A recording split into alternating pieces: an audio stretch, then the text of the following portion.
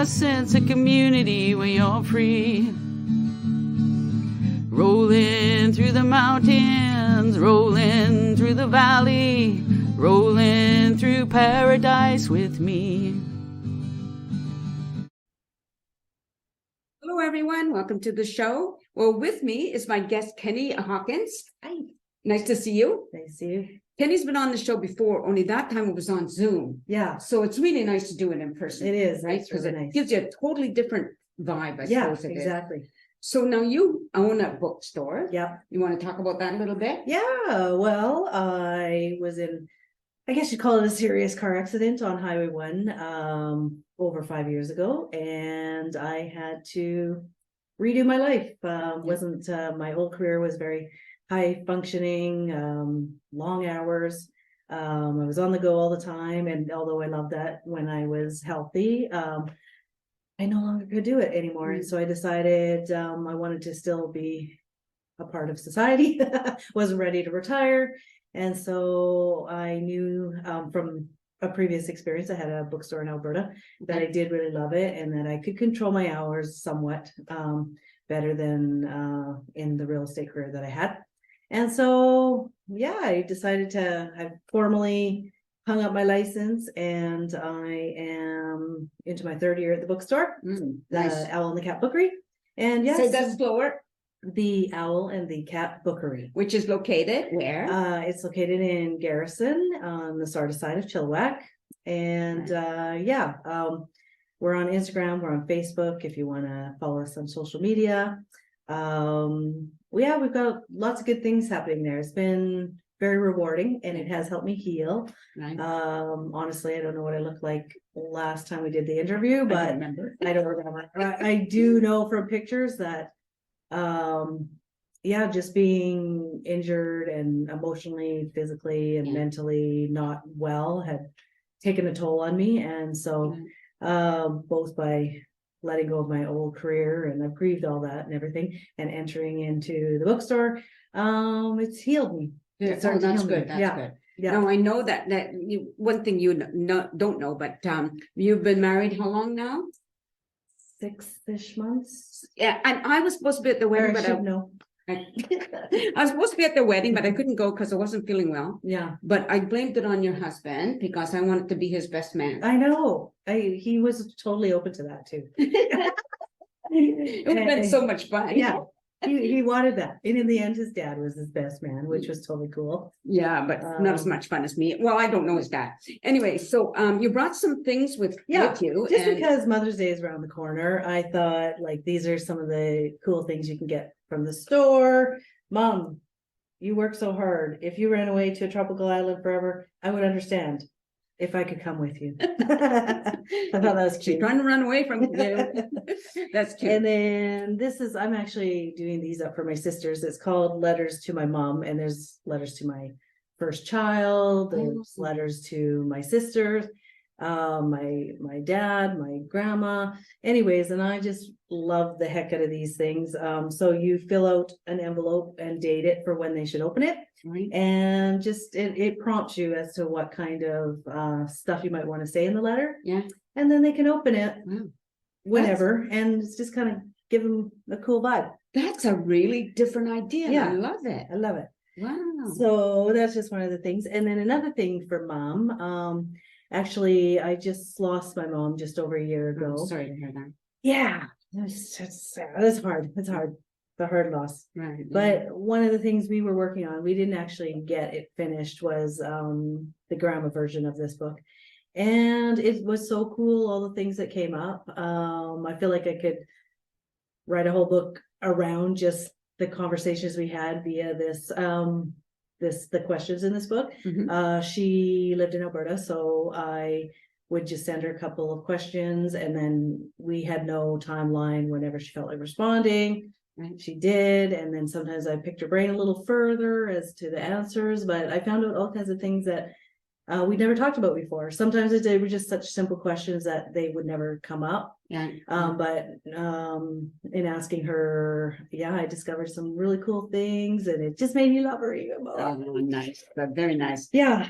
So this is one of my treasures, and I tend to keep these in the store as well. But I just thought, yeah, these are some cool things that Very different things. yeah, too. yeah. And that's one of the things about the store is I do handpick everything. So it is very unique. I commonly well, it's common for people to come in and say it is the cutest little bookstore in Chilliwack.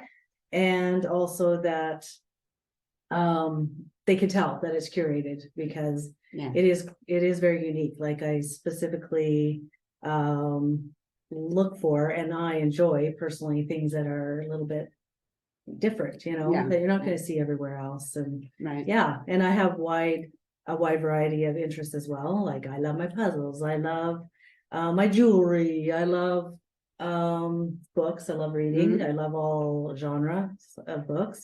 And so I feel like it is kind of a unique little spot. Nice, very nice, yeah. And yeah, just the environment is very positive. The people that come in, we do hope when they come in, they feel better when they leave.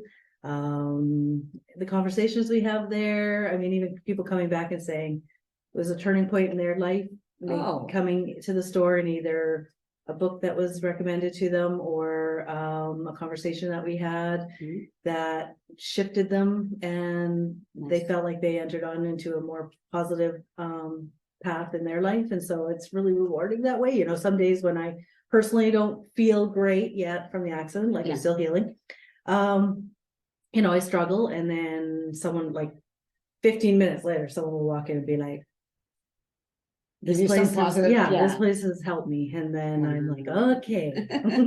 That's why you're doing what you're doing. I do what I'm doing because of these reasons. And bringing community together. This year we had 3 events so far. One was for the kids. We had Dog Man there, and it was I had a lineup down the block for 2.5 hours, and I loved it. And the kids loved it, and the parents loved it. I had a vision board night. So we met at a brewery, and you know, we provided the glue sticks and paperwork and magazines, and yeah, people just got their dream boards together, vision boards and dream boards together. And once again, that was well received, and people made friendships. So that's, I'm trying to bring community together. I've noticed there's so many people that have moved here from another place and they don't have friends or family, and they're looking for community. And so I'm trying to, you know, bring that together. Yeah, exactly. That's a wonderful idea. And it's it's so much needed, right? Because as you said, a lot of people are here from not only from the other provinces, but totally different countries. Yeah, exactly. Like it's I love that Chilliwack is growing. I mean, it has its, you know, interesting parts too, but I do love that we are growing as a community. And I love the way Chilliwack has changed in the last 20 years that I've lived here.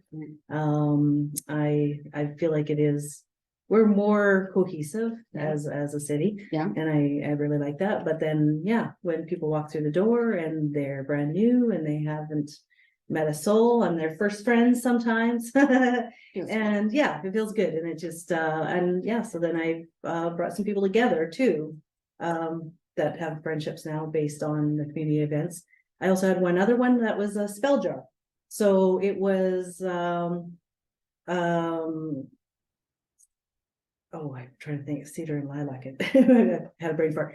But and yeah, so we met at someone's home and we put together little jars with our intentions. It was a love spell jar, but also not just for romantic love, but self-love. Included crystals, a little scroll with our intentions. It was really a nice night as well. We drank some beautiful tea.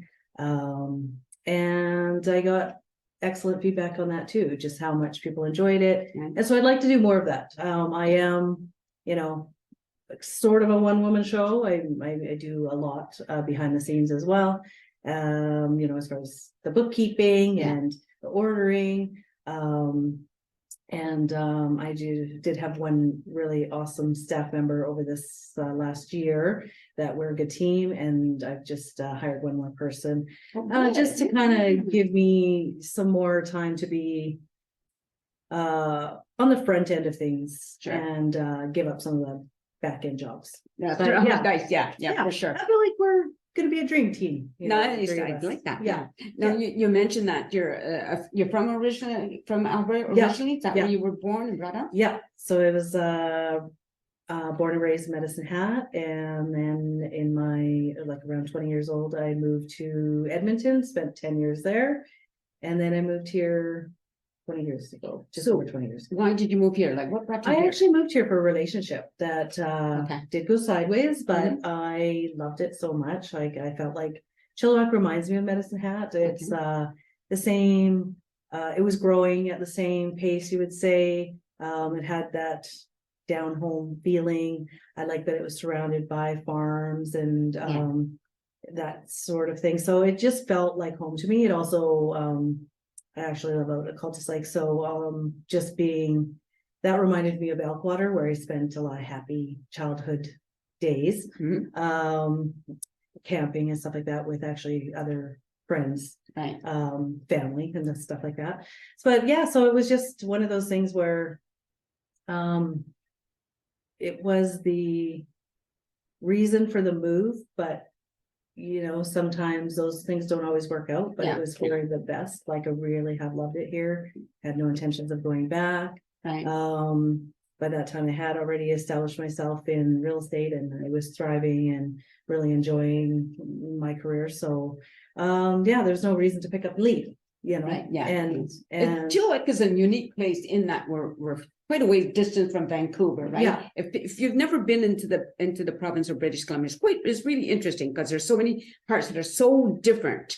Like Kamloops and Kelowna, they're really, really hot in the summer, dry. Yeah. Whereas we get that the rainy seasons here, very moist. But we're city, but we're, again, as you said, it's the farming communities all around us. Yes. Right. Yeah. Really interesting. I love that. Yeah. And just like even my hope this summer, we got e-bikes. I'm like, yeah, I want to go to the farm stands and pick up our groceries that way. And, you know, well, we are putting in the garden this year as well. It's just, that was one more thing on the agenda that didn't happen last year, but it's happening this year. But, you know, I love shopping local. I love supporting my other local, stores and business people. That's one of my, you know, passions, you might say. I do as much as possible. I just, you know, talking about that, it's getting more difficult because things are getting more and more expensive. Like groceries, I mean, obviously I'm going to shop local. Yeah. But there's sometimes I will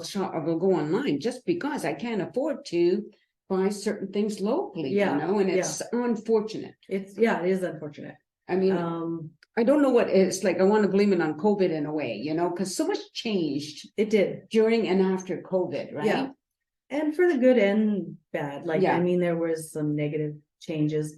For me, I did actually get to embrace that time to heal a little bit more and work on myself without feeling as guilty, because nobody was asking me to do anything because we couldn't do anything. So I was like, yay, secretly.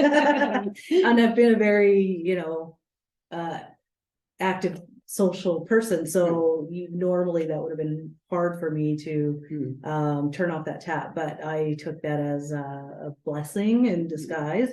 And then I felt like the community kind of came together. Well, one of the things that like, for example, one of my customers said they were involved in the floods, and they said their Amazon packages never showed up, and they were forced to, and it was Christmas time, and they were forced to go out into the community and purchase locally, and they were pleasantly surprised like how much Chilliwack had to offer, and they just weren't aware of it because they were never put in that position. And so in that way, sometimes disasters can be a good thing. So you know, I did lose my mom and through COVID, so that was a challenging thing, and just before getting married too. So that was, you know, that was a lot of top things going on. One thing I was just going to say that the good thing about Chilliwack, another good thing is businesses, and I know this for a fact, businesses can be so generous, you know. Like when I used to do my show before COVID and before I knew about Zoom, I had a team, and when there were places we could set up for free. And absolutely, they allow us to use the room for free. And that's something that's unique about I think, Yeah, about Chilliwack, that's right? pretty cool. Yeah. Like, yeah, people wanting to help other people, and we're lifting each other up instead of, standing on each other's shoulders. We're literally like boosting each other up. Yes, and the more for me too, another thing is the more I hear about what's happening in the US, the more I'm glad we're here. So we're more inclusive. I love that. I love that. I'm always going to say gay or lesbian or transgender. I'm going to read books. I think banning books, any of those things are absolutely, well, in my opinion, it's like, never mind. I agree. It's like bonkers. Yeah. Because you don't want your children to read a certain, then don't let them read it. I mean, exactly. Or tell the school you don't want your child reading that book. Exactly. The schools are not going to say, oh no, they have to. I mean, that's not how it works, right? Yeah, exactly. So I'm glad, I mean, I brought that up, but I know that our school trustees sometimes get a difficult time about that. I do know that. Yeah. But at the same time, there's a lot of beautiful, positive things here. Yeah. And like, even when you talk about your own business, things you're trying to do for the community. Yeah. Right. Yeah. Whether it's newcomers or people that are always here. I try to look for like win-win-win situations where we're helping each other, and then we're all better for it in the end. And it's like we were talking about the school trustees and stuff. They have such a challenging job. I mean, it is hard to please everybody. I personally will never be in politics because neither. Pleasing as many people as possible is awesome, but you just can't please everybody. And so I like my little vortex where I know I'm pleasing people, but with it, 98% of the time, within reason, I'm doing that. And so I don't envy that job. Me either. Congratulate them for taking that on. And I am fully supportive of us being inclusive. And I mean, people are people, we should but one of the things I always think is like, it costs nothing to be nice, to be kind. It's so true. Like, so true. Why not go that route, then be the opposite? Yeah. Like, I don't get that. Exactly. And like how do you get into that? It is so easy. I know with my previous job, and my old assistant was a guy, and he said, I don't know, sometimes when people get edgy or whatever, you just use humor to get them out of it, or steer them in the right direction, in a more positive frame of mind. And I was talking with another friend, and I don't know, somewhat I came by that naturally, because I lost my dad before I was even born. Okay. He was a very positive, upbeat person. I just recently met his sister, the only remaining sibling of his, and in Alberta, and we're going back for a reunion this summer. But she said, I don't think he had a bad day in his life. Just that was how he was. And then my mom was uber positive as well. Like, I joke around, hurt my arm or broke my arm. Well, good thing you had two, exactly. Everything's always on the upbeat side. And so I like to bring that in too. Like, it is somewhat natural. Also, as I was saying, talking to a friend, I did go through some childhood trauma as well. I left the house at 16 and didn't look back. I did mend my relationship with my mom, and I have a good core family group, which is awesome. But it did make me, I guess, it taught me some skills to handle difficult situations. And so, I feel like bringing in humor, bringing in the positives, that is natural for me, but I try not to let people rub me the wrong way, and not get down too much, that kind of thing. For me, like, I use humor all the time too. Yeah, I noticed that. But at the same time, I'm very thin-skinned, so I have to be very, very careful when I think somebody's saying something that hurts, and I'm thinking, are they doing it deliberately? Like, I have to work my way through it. Are they doing it deliberately to hurt me? Do you think I'm an idiot or whatever, right? And so sometimes one of my sisters especially, we just vent when we're like going through something like that. We just vent together, and then just like, fine, so we're over it now. Yeah, right? Exactly. And it's and some people call it gossip or whatever. I do feel in some ways, once you just let it out and someone's heard you, or recognize that, or whatever, just heard you at bare minimum, you can move on a lot of the time. Gossip is when you, in my opinion, when you're making stuff up about somebody. Okay. That's gossip. Yeah. But you're allowed to discuss the things you've gone through. Yes, That's and my opinion. what's agitating you or bothering you, Yeah. and hopefully that person can get you through to the other side, or you can together, and just verbalizing it is enough sometimes. Or weeding. Or weeding. Weeding. When I lived in my home, you know, and if I was really angry at somebody, I'd go outside and I'd be weeding, I'm pulling weeds, and it's just very, very, it works. I must not be angry enough, but I would clean the house. And that's not happening quite enough, but next thing you know, I deep clean something, which obviously I'm feeling pretty good these days because I'm not doing a lot of housekeeping. You know, it's gonna be there, you know, I mean, It waits for me. It does. yeah, I mean, I like to be tidy, you know, I don't like things, I don't like a big mess, you know, I can't live in a mess, and Yeah. I find that very difficult, because it just brings me down. But again, there's like, I look around and think, oh my God, Nancy, when's the last time you dusted, you know, right? Yeah, but then I guess priorities and that Yeah. kind of thing, and it will wait for you, but Mhm.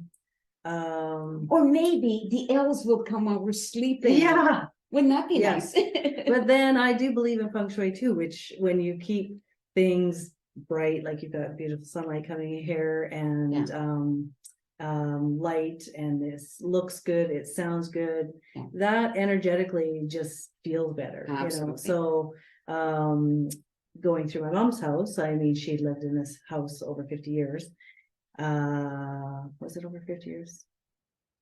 No, it was over about 45 years, Okay. since the Still a long since time. the early 70s. Yeah. And she held on to some crazy stuff. Like there was a receipt from a restaurant from like the 80s. It's like unnecessary. So I mean, my sister and I committed to each other that we would do a better job of purging some of Right. our stuff, so you know that it's not a burden for someone Yeah. else, and Yeah. it does feel good. Like the house felt so good afterwards. Right. But some of the stuff was really cool to find too. Like just like, oh, remember that? Like one little piece of paper like that brought up like a whole bunch of memories. Sure. And even looking at the prices was like, whoa, that was awesome. Remember when? Yeah. Things used to cost. Right. Yeah. Ridiculous Oh, wow. little amount of money. Yeah. In reality, it was probably relative, but It was relative. Well, no, I don't know if that's true though. I think yes and no. Like depending where you live. Like when I lived in Montreal, you could get an apartment. Well, there was like different levels. I remember that. Yeah, you can live in an apartment like really, really inexpensive. Yeah. But then you can go to the higher ones, you know. And then I always, you know, I'm like you. I left home early. I was 17. First I lived with some siblings, but Yeah, me too. after that I lived on Yeah. my own, Yeah. and it was affordable. Yeah. Our young people can't live anywhere on their own anymore. Yeah, I know. And is that so bad? Like, I mean, I think people feel bad about staying at home. I guess if you're in a good environment, Yeah. what It really depends. was wrong with it? You know, like Yeah. supporting each other, supporting the different age groups and that kind of thing. I think all the power to you if it's a good positive environment Sure. to be in. Other places do that. They live together. as Yeah, they do. families, That's right? common, and that's normal. It's affordable. It's Yeah. But we're not the thing is, we're not brought up like that for whatever reason. Yeah. Right? We just live, you we're know. kind of space possessive. Yes. Like I do love Yes. my space. Me too. I like, you know, I like to close up the door and know that Yeah. it's all mine and nobody's gonna bug me. And Yeah. you know, I'm on both sides because I think it's a good thing for people to cohabitate with extended family or whatever. I did live with roommates until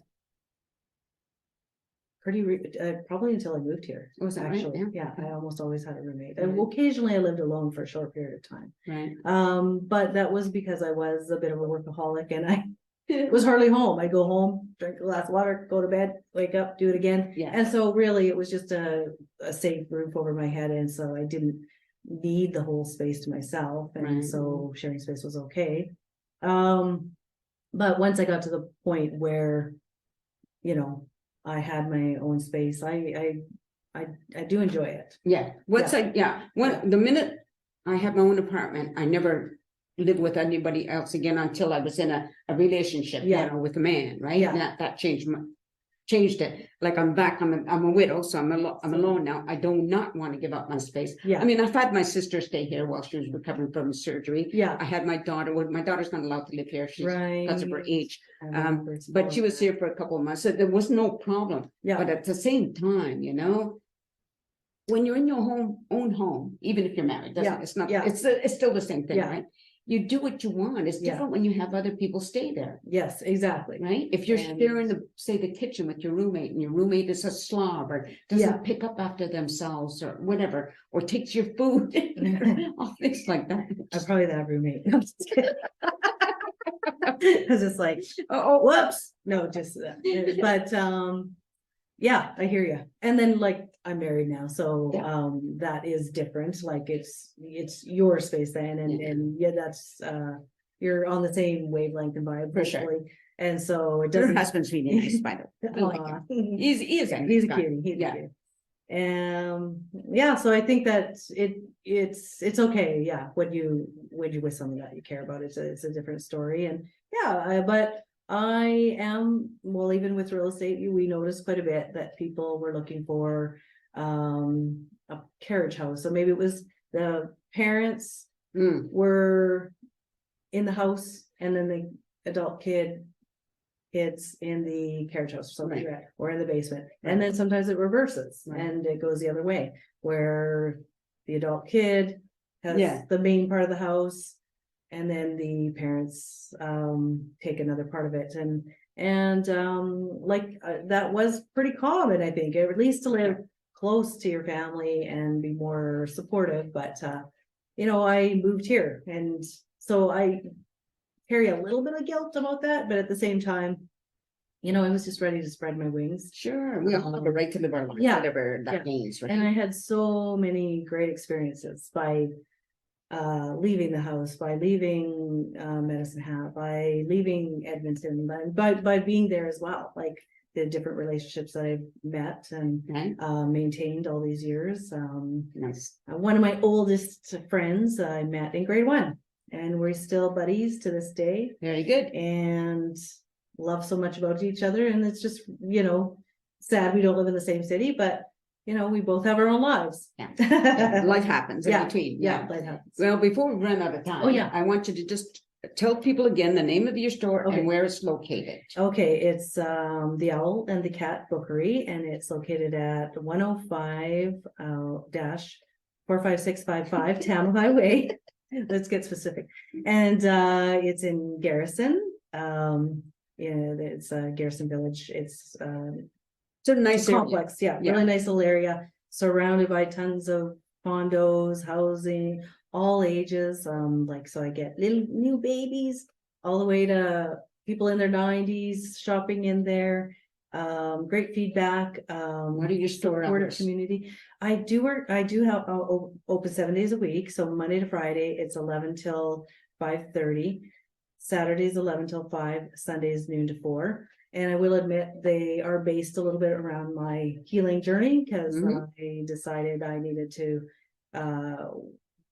have hours that were more conducive to healing. And so sure, I could have longer hours, I could have some evening hours, but I figure the 7 days a week is enough, where Yeah. if you worked all week and then did your groceries on Saturday, you still got 4-hour window on Sunday to pop in Very and nice. get a book. Yeah. So if you're in Garrison, or even if you're not, if you're in downtown Chilliwack and going to Garrison, look for the Owl and the Owl and the Cat Bookery in Garrison, and go on in. And if you're there, are you there every day? Not every day. Oh. I do have staff, but I'm there 3 to 4 days a week. I schedule myself 3 days a week, and then I piggyback with who is ever on staff, just to get projects done and things done. Very nice. So yeah, I'm there A lot of the time anyway. 3 to 5 days a week, and yeah, a lot of the time. And you can say you saw her on the show, right? Yeah, let Wouldn't me that know be if cool? you saw So last year. yeah, so this is Kenny Hawkins, and again, Kenny, thanks again Thanks for for having doing me. that. Thanks for And having me. thank you everybody for watching the show. I hope you continue to do some, and take care, and peace out, folks. A sense of community Chilliwack's a place to be, a sense of community when you're free. Rolling through the mountains, rolling through the valley, rolling through paradise with me. It's multicultural, you're sure to see it all. Chilliwack's the place to be, you'll see. Come party in the park, go dancing after dark. Chilliwack's the place to be, you'll see.